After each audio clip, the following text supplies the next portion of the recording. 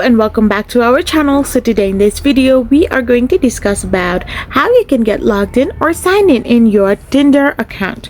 So without wasting much of our time, let's get straight into the video. So this video is basically how you are going to get logged in into your Tinder account in your Tinder app. So simply for this, you need to tap open your Tinder app. So once you open it, you will end up in this kind of interface where you can find a login button.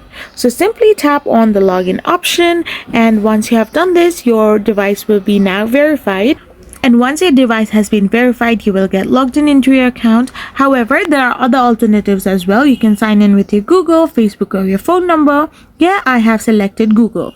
So once you have tapped on Google, select an ID that has been used in creating your Tinder account. And once you have selected it, you will be able to get logged in into your Tinder account easily.